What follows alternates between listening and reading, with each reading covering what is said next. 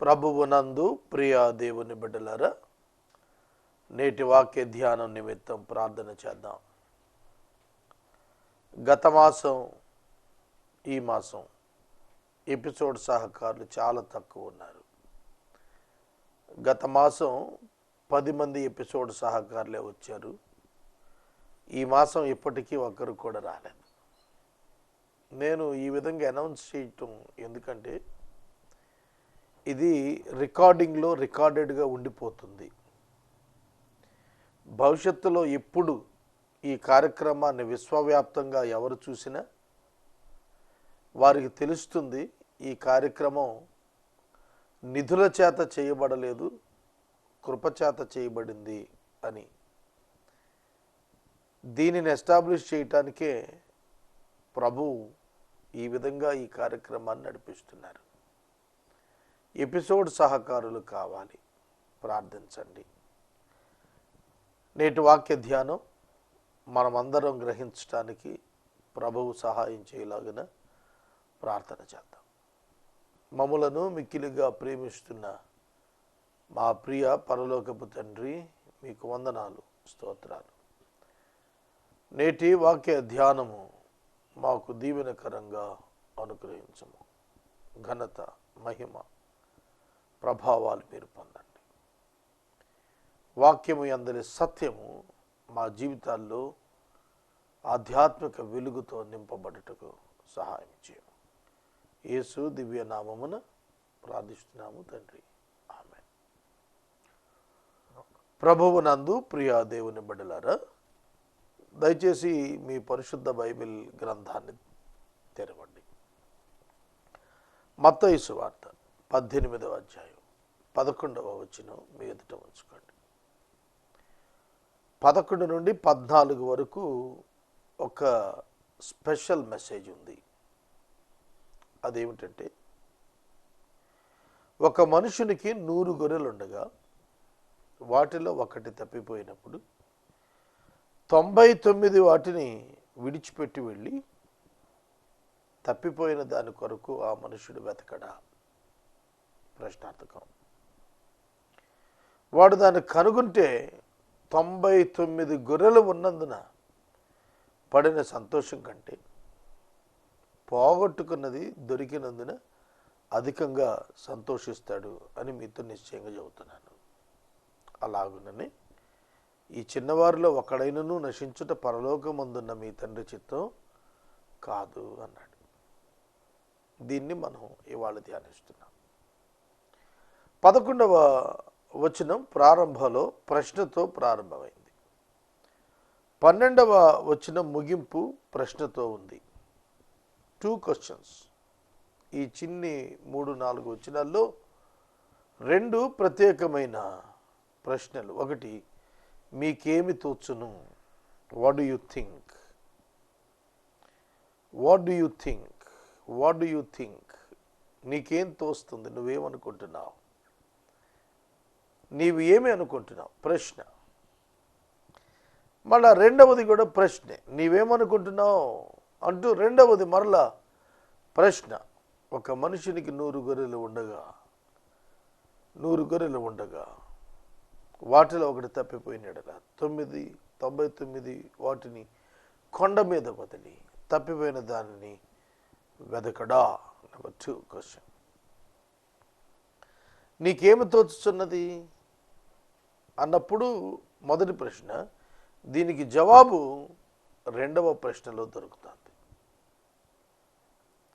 చెప్పాలి మీరేం తోస్తుంది అన్నప్పుడు. దేని విషయంలో ఏమి తోస్తుంది అనగానే then what is the matter అని అడుగుతాం. సోదరుడా, సోదరి, ఈ 99 నీతిమంతులు, ఒక్క పాపి అనే కాన్సెప్ట్ ఇక్కడ 99 గొర్రెలు మరియు ఒక తప్పిపోయిన గొర్రె. ఒక మనుషునికి 100 గొర్రెలుండెను, ఒక గొర్రె తప్పిపోయెను. ప్రభువు చెప్పిన ఉపమానం. 99 మంది నీతిమంతుల కంటే ఒక పాపి రక్షించబడుట అత్యధిక ఆనందం కలుగుతుంది అన్నాడు. ఒక్క పాపి రక్షించబడుట పరలోకంలో ఆనందం అన్నాడు. దూతలు సంతోషించి ఆనందిస్తారన్నాడు. కనుక బైబిల్లో తప్పిపోయి దొరికిన దాని వలన కలుగు సంతోషం ఒకటి. రెండు, తప్పిపోయిన దాని కొరకు దాని యజమానుడు సమస్తాన్ని విడిచి వచ్చి అది తప్పిపోయిన స్థలానికి వెతికి దానిని కనుగొని దానిని హత్తుకొని దానిని తీసుకొని వచ్చి మందలో చేర్చటం. ఇది ఇక్కడ మనం చూస్తున్నాము. ఇక్కడ మనం ప్రధానంగా చూడాల్సిన చాలా కోణాలు ఉన్నాయి. ఇది ఎన్ని రోజులైన వాక్యం చెప్పుకోవచ్చు. ఒకటి, కాపరి కోణం లేదా యజమానుని కోణం. రెండు, తప్పిపోయిన గొర్రె యొక్క కోణం. ఎందుకు తప్పిపోయింది గొర్రె? External and internal reasons, causes for the last of the sheep. ఆ గొర్రె తప్పిపోవటానికి ఉన్న అంతరంగిక భౌతిక కారణాలు ఏమిటి? ఈ రెండింటిని చూస్తున్నప్పుడు మనకేం తోస్తోంది? ఇది మనం ఇక్కడ విశ్లేషించుకోవాల్సిన విధానం. కనుక మనకేం తోస్తోంది? ఖచ్చితంగా ఒక మనిషి తాను పోగొట్టుకున్నది సంపాదించుకున్నప్పుడే చాలా ఆనందిస్తాడు. దాని కొరకు ఎంతగా వెతుకుతాడో ఆ ఆనందం అంత అధికమవుతుంది. రైట్? దాని కొరకు ఎంతగా శ్రమిస్తాడో ఆ శ్రమ అధికమైన కొలది అది దొరికినప్పుడు ఆనందం అధికంగా దొరుకుతుంది. అర్థమవుతుందా సోదరుడా, సోదరి? యేసుక్రీస్తు ప్రభు 12వ ఏట తల్లిదండ్రులతో కలిసి యెరూషలేము దేవాలయానికి పండుగ నిమిత్తం వెళ్ళాడు. పండుగలో పబ్లిక్, ఆ ఊరి వారందరూ కలిపి ఒక ప్రొసెషన్గా వెళ్తారు. మళ్ళీ అదే ప్రొసెషన్ వెనక్కి తిరిగి వస్తారు. అయితే రిటర్న్లో యేసు వారి మధ్యన కనపడలేదు. They started searching for him. ఆయన కోసం వెదుగులాట ప్రారంభించి వెనక్కి రావటం ప్రారంభించారు. ఆ ఊరి ప్రజలు ముందుకు సాగుతుంటే వీళ్ళు వెనక్కి వచ్చారు. తల్లిదండ్రి, ప్రభు, తల్లి మరి, ఆమె భర్త యోసేపు వెనక్కి వచ్చి చూసేటప్పటికి ప్రభు ఆ మతనాయకులతో, జ్ఞానులతో కూర్చొని, శాస్త్రులతో కూర్చొని మాట్లాడుతున్నాడు. తల్లి అక్కడికి వచ్చి, నాయనా నీవు మాకేంటి చేసింది అని అడిగింది. ఇట్లా చేసేవండి అని. She found Jesus and felt happy. ఒక బిడ్డ తప్పిపోయి దొరికితే గుండెలకు హత్తుకుని అంత సంతోషపడుతుంది. విజయవాడ హాస్పిటల్లో ఒక చిన్న బిడ్డను ఎవరో ఎత్తుకొని పోయారు. వీడియో ఫుటేజీల్లో చూశారు. చూస్తే ఆ దొంగను క్యాచ్ చేశారు పోలీసు. తల్లి ఒడికి చేరిన శిశువు అనే శీర్షికలో మనకు టీవీల్లో, పేపర్స్లో న్యూస్ వచ్చింది. ఆ తల్లి ఏడుస్తూనే ఉంది. ఆ తల్లి దగ్గరికి ఆ బిడ్డ చేర్చబడినప్పుడు అమితమైన ఆనందాన్ని ఆ తల్లి పొందింది. అమితమైన ఆనందం. కనుక పోగొట్టుకున్నది దొరికినప్పుడు, ప్రధానంగా ప్రేమిస్తున్న దానిని పోగొట్టుకునబడిన దాన్ని వెదకగా దొరికినప్పుడు అత్యధికమైన ఆనందం, సంతోషం, తృప్తి కలుగుతుంది. ఈ చిన్న వారిలో ఒకడైనను నశించుట దేవునికి ఇష్టం లేదని చెప్పి ముగించాడు ఈ ప్యాసేజ్. కనుక గొర్రెలను గురించి చెప్పాలనుకున్నాడా, చిన్నవారిని గురించి చెప్పాలనుకున్నాడు? ఇక్కడ ప్రధాన అంశం ఏమిటి? బిడ్డల యొక్క రక్షణ లేక గొర్రెలు దొరకటమా? ఇది మనం ఆలోచిస్తే ఇక్కడ మనుషుల యొక్క రక్షణ గురించి దేవుడు మాట్లాడుతున్నాడు, గొర్రెల గురించి కాదు. ఉదాహరణ గొర్రెలు చూపించాడు. కానీ ప్రధానంగా యేసు చెప్పాలనుకున్న సందేశం గొర్రెలు కాదు, లేకపోతే వాటిని వెతకటం కాదు. అది ఎగ్జాంపుల్. కానీ ఒరిజినల్ ఏమిటంటే ఈ చిన్నవారిలో. లోకంలో ఘనులను, మహోన్నత వ్యక్తులను, అధిక సంఖ్య కలిగిన వారిని లేదా అధిక జ్ఞానం గల వారిని రక్షించడానికి యేసు ప్రభు రాలేదు. ఈ చిన్నవారిలో అన్నప్పుడు మిక్కిలి అల్పులైన మానవులను సైతం రక్షించడానికి ఆయన వెతుకుతూ వచ్చాడు. లూకాసు వార్త 19వ అధ్యాయంలో జక్కయ్య వృత్తాంతంలో 10వ వచనంలో అంటాడు, మనిషి కుమారుడు నశించిన దానిని వెదకి రక్షించుటకు వచ్చిన, వెదకి రక్షించుటకు వచ్చిన. To seek and to save. అర్థమైందా? టు సీక్ వెదకుటకు వచ్చెను, అండ్ టు సేవ్ రక్షించుటకు వచ్చెను. సో యేసు ప్రభు ఇక్కడ ఏం చెబుతున్నాడంటే mission of Jesus Christ. Yesu explain చేస్తుంది ఏమిటో తెలుసా? ఇక్కడ mission of Jesus Christ. Yesu ఎందుకు వచ్చాడో రాస్తున్నాడు.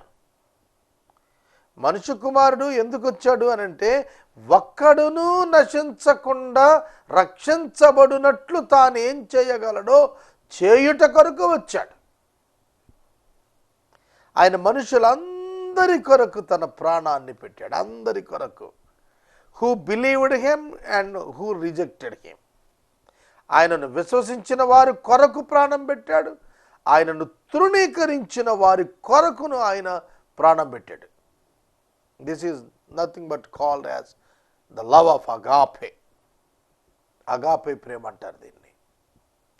ప్రేమించిన వారిని ప్రేమించినది, దూషించిన వారిని ప్రేమించినది, తృణీకరించిన వారిని ప్రేమించినది ఆయన ప్రేమ. కనుక మీకేం తోస్తోంది అని ప్రారంభించి ఆయన చెప్పాడు, my mission is to save everyone who might be they.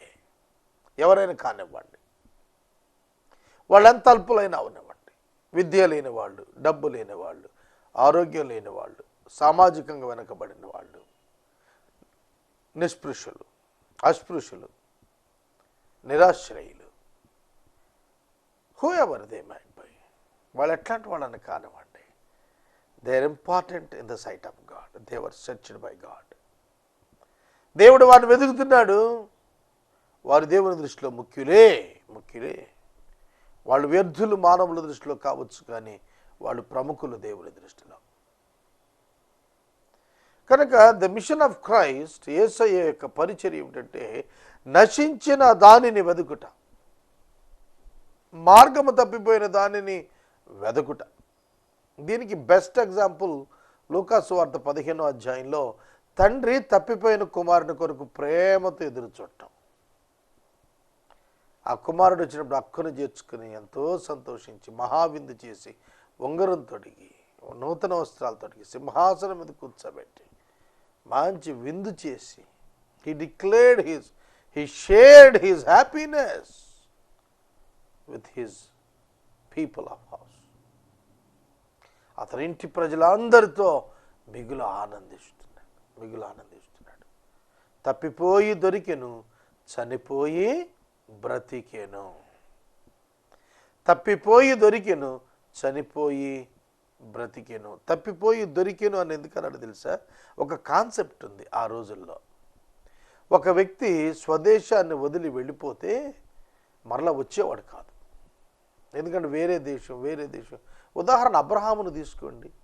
Abraham ఊరు పట్టణాన్ని వదిలి వెళ్ళిన తర్వాత మళ్ళా తిరిగి రాలా వెనక్కి. అలాగే నయోమి మోయాబు నుండి వెనక్కి వచ్చిన తరువాత మళ్ళా అక్కడే పోలా. రూతు నయోమితో కలిసి బెత్లెహేముకు వచ్చినాక మళ్ళీ మోయాబుకు పోలా. కనుక ఒకడు స్వదేశం నుండి వెళ్ళిపోతున్నాడు అన్నప్పుడు వాడి కోసం ఏడవండి, వాడు మరలా తిరిగి కనపడడు, మళ్ళీ వెనక్కి రాడని రాశాడు బైబిల్లో. కనుక ఒక వ్యక్తి నిష్క్రమణ గురించి తప్పిపోయిన కుమారుడు దూరదేశం వెళ్ళిపోయాడు. అంటే ఆ తండ్రి దృష్టిలో చనిపోయిన వారి కింద లెక్క. ఇక మళ్ళీ కనపడ్డంటే ఏంటి అర్థం? ఇప్పుడు మన గృహాల్లో ఎవరో చనిపోతారు, సమాధి చేస్తాం, ఎందుకు ఏడుస్తాం? ఇక మళ్ళీ వాళ్ళ ముఖం మనం చూడమే అని. పోనీ ఇంట్లో పెట్టి కూర్చోగలమా? కూర్చోలేం కదా. వారి ముఖం మనం చూడలేమే అని చెప్పి ఏం చేస్తాం అంటే ఇక్కడ బాగా ఏడుస్తాం. అలాగే దూర ప్రాంతం వెళ్ళిన వాడు కూడా వెనక్కి రాడు. అందుకే ఆ తండ్రి ఏడుస్తున్నాడు, కానీ నిరీక్షిస్తున్నాడు, ఎదురు చూస్తున్నాడు. ఆ తండ్రి యొక్క ప్రేమ ఎంత ప్రేమ అంటే అనుదినము కుమారుని కొరకు కన్నీటితో మిద్దె మీదకు వెళ్ళి పై స్థలంలో నుండి వెళ్ళిపోయిన మార్గంలో చూస్తూ ఏడుస్తున్నాడు. How many days? Many years, ఎన్నో సంవత్సరాలు కుమారుని కొరకు ఎదురు చూచాడు. తిరిగి వచ్చినప్పుడు ఆ ఎదురు చూపుల యొక్క ఫలితానికి అతని గుండె ఆనందంతో బ్రద్దలై ఉంటుంది, ఆనందంతో తబ్బిబ్బైపోయి ఉంటుంది. పరుగెత్తుకుని వెళ్ళాడు, మెడ మీద పడి ముద్దు పెట్టుకొని కౌగిలించుకొని పనివాడిని పిలిచి ఎంత సంబరం చేశాడు. కనుక నీతిమంతులను రక్షించుటకు యేసుక్రీస్తు రాలేదు. ఈ లోకంలో ఉన్న 825 కోట్ల మంది ప్రజల్లో మేము భక్తిపరులము, మేము నీతిమంతులము, మేము దేవుని సంబంధులము, మేము we are people of our dear goddess అని ఎవరైతే అనుకుంటారో they doesn't need Jesus Christ. వాళ్ళకి యేసుప్రభు అక్కర్లేదు. అర్థమవుతుందా నేను మాట్లాడుతుంది?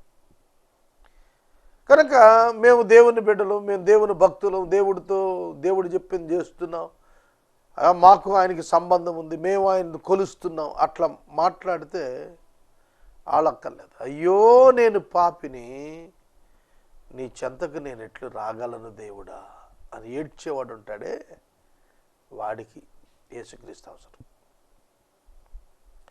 సుంకరి పరిసయ్యుని యొక్క వృత్తాంతం మీ అందరికీ తెలుసు. దేవాలయములోనికి వెళ్ళాడు సుంకరి, పరిసయ్యుడు. దేవాలయము గుమ్మము వెలుపట నిలిచిపోయాడు సుంకరి. సుంకరి tax collector, called as the sinner, పాపిగా పిలువబడేవాళ్ళు.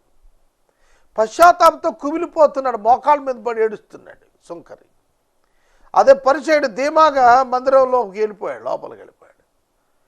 దేవునితో చెబుతున్నాడు, దేవుడా బయట ఉన్నాడే ఆ సుంకరి, వాళ్ళలాగా నేను పాపిని కాదు, నేను పరిశుద్ధుడినే, నేను ప్రార్థనాపరుడినే, నేను ఉపవాసం ఉంటున్నాను. చాలామంది ఉపవాసాన్ని గురించి అతిశయిస్తున్నారు. ఆ అతిశయం దూరమగును గాక. It's no part of use. దానివల్ల ఏం ప్రయోజనం లేదు. నేను 2 మార్లు ఉపవాసం ఉంటున్నాను, నేను పుదీనాలో సోపులు అన్నింటిలో 10వ వంతు ఇచ్చేస్తున్నాను. ఇక ఏ కరువు పెట్టాడు ప్రభు ఎదుట తన గొప్ప కార్యాలన్నీ కూడా. But God never care that fellow. దేవుడు అతన్ని నీతిమంతుడికి తీర్చరా. దేవాలయం లోపలికి వెళ్లకుండా గుమ్మం బయటే ఏడుస్తూ పశ్చాత్తాపడుతూ మోకాళ్ళ మీద ఉండి, అయ్యా నేను పాపినయ్యా, లోపలికి రాలేను, కరుణించు అన్నాడు. He plead for the mercy, but parasite demanded for the blessing. Difference between the blessing and the mercy. Demanding blessing and pleading for mercy, both are different. I am pleading for mercy. I never demand God for the blessing. నా పక్షంగా నేను చెబుతున్నాను, నేను సుంకరి వంటి వాడిని, నేను పరిచయుని కాదు, నేను మందిరంలోకి వెళ్ళి అర్హత ఉన్నవాడిని కాదు. ఇన్ని వేల ప్రసంగాలు చేసిన తర్వాత నేను చెప్పేది ఏంటంటే, I'm a sinner saved by the grace. I'm a sinner saved by the grace. Nothing more than that. అందుకంటే ఎక్కువ ఏమీ లేదండి. నేను తప్పిపోయాను, నాకు తప్పిపోవటమే తెలుసు. ఎందుకంటే అజ్ఞాని. గొర్రెకి మెదడు ఉండదు, బుర్ర తక్కువ, తప్పిపోతుంది. సమయం తెలియదు, టైం అయిపోయింది, అన్నీ వెళ్ళిపోతున్నాయి, నేను వెళ్ళిపోవాలి అని ఉండదు. ఏదో పచ్చిక దొరికింది, మేసేస్తోంది ఆబగా, చీకటి పడిపోయింది, ఎలా వెళ్ళాలో తెలియదు, మందతో కలుసుకోలేదు, ఏడుస్తూ బిగ్గరగా కేకలేస్తుంది. రాత్రిపూట క్రూర మృగాలు సంచరిస్తాయి, ఈజీగా అటాక్ చేస్తాయి. దాని అరుపులు అరవకూడదని కూడా తెలియదు దానికి. చీకట్లో అరవకుండా గమ్మునుంటే తెలిసేది కాదేమో. ఇతర జంతువులు ఈజీగా ఐడెంటిఫై చేస్తాయి అరుపులకి, కానీ దీనికి తెలియదు, అరిచేస్తుంది. అందుకు కంగారుగా 99 గొర్రెల్ని కొండ మీద సేఫ్ జోన్లో వదిలిపెట్టేసి ఆయన వచ్చేసాడు. ఆ కాపరి వచ్చేస్తాడు. ఒకవేళ అది ముండ్ల తుప్పల్లో కూరుకుపోయినా, బురదలో ఉండిపోయినా, రాలేని స్థితిలో ఉన్న అక్కడకు ఆ కాపరి సమీపిస్తాడు. దాన్ని రక్షించడానికి తన శరీరం శ్రమ పడుతున్న, చిరిగిపోతున్న ముండ్లకు వెనకాడకుండా దాన్ని లాగి, దాన్ని హత్తుకొని, దాన్ని భుజానేసుకొని. మీకు విషయం తెలుసా, గొర్రెపిల్లలు మోసుకుంటూ వస్తారు తెలిసిన వాళ్ళు, భుజాన వేసుకుంటారు. ఒక తప్పిపోయిన బిడ్డ దొరకగానే ఆ తల్లి గుండెలకు హత్తుకొని ఎత్తుకొని ముద్దు పెట్టుకుంటుంది. తప్పిపోయావే అని చెప్పి ఎరగొట్టరు తెలుసా మీకు. దొరికినందుకు సంతోషిస్తారు, తప్పిపోయినందుకు తన్నరు. తప్పిపోయేమిట్రా అని చెప్పి దొరకగానే కర్ర తీసుకొని బాదుతారు ఎవరైనా? లేదు, దొరికిన ఆనందంతో గుండెలకు హత్తుకొని ఎత్తుకొని ముద్దాడతారు. కనుక ఇక్కడ మనం గమనించాల్సింది అగాపే ప్రేమ, దేవుని యొక్క అగాపే ప్రేమ. పరలోకమంతా నీతిమంతులే, పరలోకమంతా పరిశుద్ధతే. దేవుడు తన పోలికలో తన స్వరూపంలో నరుణ్ణి చేసి ఏదైనా వనంలో ఆదాము హవ్వలను ఉంచినప్పుడు ఆదాము తప్పిపోయాడు. ఆదాము దేవుణ్ణి తృణీకరించి దేవుడు తినవద్దని చెప్పిన ఆ పండు తిన్న తరువాత కూడా అది తెలిసిన దేవుడు ఏదైనా వనానికి వెతుకుతూ వచ్చాడు. మనుష్య కుమారుడిగా యేసుక్రీస్తు బెత్లెహేములో పుట్టడం ఆయన పాపులు రక్షించటకు వచ్చాడు అనే కాన్సెప్ట్ అక్కడ ప్రారంభమైంది అనుకుంటున్నారా మీరు? కాదు. ఏదేను వనంలో పాపము చేసి నశించిపోయిన ఆదాము హవ్వలను రక్షించాలనే ఏదేను వనానికి వచ్చాడు. ప్రభు వారిని కలుసుకున్నాడు. వారి నిమిత్తం ఒక జంతువును చంపించి దాని చర్మం తీయించి వారికి చర్మము చొక్కాయలు చేయించి తొడిగించాడు. Their sin was covered in the Garden of Eden and their sin was removed on the cross of Jesus Christ. ఏ దేవుడైతే ఏదేను వనములో ఆదాము హవ్వనొద్దకు వచ్చి చర్మపు చొక్కాయలు చేయించి తొడిగించాడో అదే దేవుడు ఆ పాపము నుండి సంపూర్ణముగా మానవ జాతిని విమోచించడానికి అదే దేవుడు శరీరధారి అయి బెత్లెహేమును జన్మించి యెరూషలేమునకు వచ్చాడు. The same God. ఒక నిర్దోష ప్రాణి రక్తాన్ని చిందించి మానవ పాపాన్ని కప్పిన ఆ ప్రభువు తన స్వరక్తమిచ్చుట ద్వారా ఈ పాపిని విమోచించుటకు పథకాన్ని కలిగినటువంటి వాడై నరునిగా ఈ లోకానికి వచ్చాడు. కనుక ఆదామునందు మనలందరినీ చూచిన ప్రభు మనందరి కొరకు ఆయన నరావతారిగా వచ్చాడు. హెబ్రీ 2:14 ఈ 15 వచనాలు దీన్ని ధృవీకరిస్తున్నాయి. మరణదాస్యము చేత అపవాది యొక్క భయము చేత లోబడిపోయిన మనుషులనందరినీ విమోచించటానికి దేవుని కుమారుడు కూడా రక్తమాంసములలో పాలివాడు అయ్యాడు. కనుక పరలోకాన్ని విడిచాడు, పరిశుద్ధ దేవదూతల సమూహాలను అక్కడ విడిచాడు, నశించిన మనుషులను వెతకటానికి ఈ లోకానికి వచ్చాడు. కనుక స్వభావం ఏమిటంటే అగాపే ప్రేమ.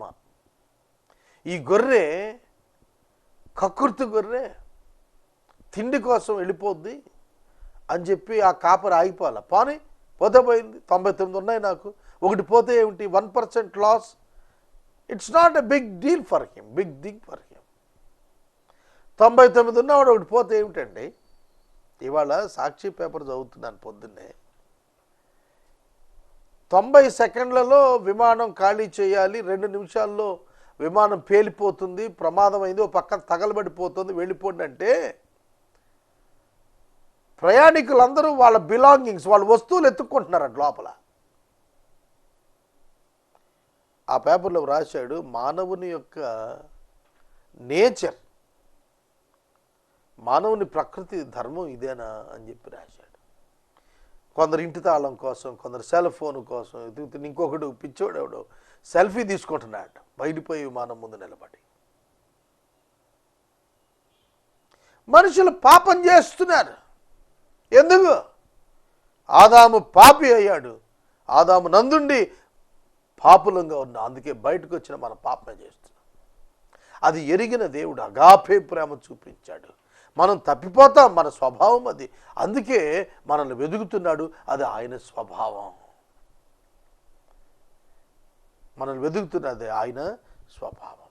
చిన్న పిన్న వారిలో ఒక్కడు నశించడం నాకు ఇష్టం లేదు. What a great love of God. ఆ జీవి యొక్క, ఆ గొర్రె యొక్క స్వభావం ఎర్తలీ స్వభావం అయి ఉండవచ్చు, కానీ డివైన్ క్వాలిటీస్ కలిగిన ఆయన నరావతారిగా వచ్చాడు.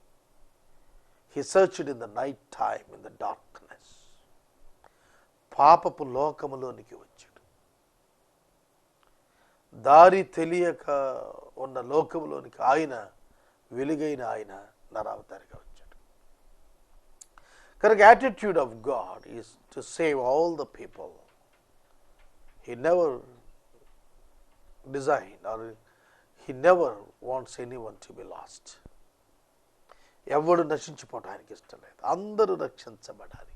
యోహాను 3:16 చెప్పాడు సువార్తల్లో, నశింపక నిత్య జీవము పొందినట్లుగా ఆయన అనుగ్రహించబడ్డాడు. This is the gospel of the Bible. You are a sinner, you need a savior.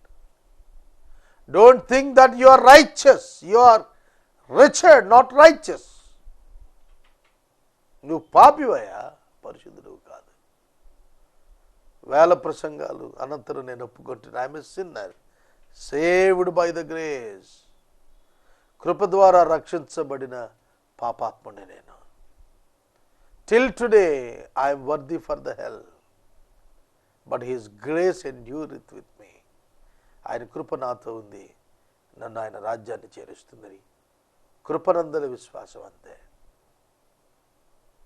నా వ్యక్తిగత బ్రతుకైతే ఇవాళకు 100% నరకానికి అర్హుడిని నేను. సోదరుడా సోదరి, నేను మాట్లాడాల్సింది చాలా మిగిలిపోయింది, నేను ముగిస్తున్నాను. ఈ ప్రోగ్రాం కంటిన్యూ అవటానికి సహకారులు కావాలి, ప్రార్థించండి. ప్రార్థన. మమ్మను మిక్కిలుగా ప్రేమిస్తున్న మా తండ్రి, వందనాలు. ఈ చిన్నవారిలో ఒక్కడును నశించుట మీ తండ్రి చిత్తము కాదు. దేవా, నీవు నిజంగా మా తండ్రి అయినందున మీకు కృతజ్ఞతలు ప్రభు. మేము నశించుట ఇష్టం లేక నీ కుమారుని లోకానికి పంపి సిలువకు అప్పగించి రక్షణ పథకాన్ని అమలు చేసి మమ్మలను పట్టుకున్నావయ్యా, మీకు వందనాలు. నీ చేత్తో గుంటలో నుండి మమ్మల్ని ఊబిలో నుండి తీసినట్టుగా తీసావు నాయన. పాపం నుండి విమోచించావు ప్రభువా. నీ ప్రేమకై వందనాలు. మా రక్షణే నీకు ఆనందాన్ని కలిగిస్తుంది. ఇంకా నశించిపోతున్న వారు లోకులు అనేకులు ఉన్నారు, వారందరినీ రక్షించమని యేసు నామమున ప్రార్థిస్తున్నాము తండ్రి, ఆమేన్. మన తండ్రి అయిన దేవుని ప్రేమ, కుమారుడైన యేసయ్య కృప, పరిశుద్ధాత్మని యొక్క అన్యోన్య సహవాసం సదాకాలం మనందరికీ తోడై ఉండును గాక.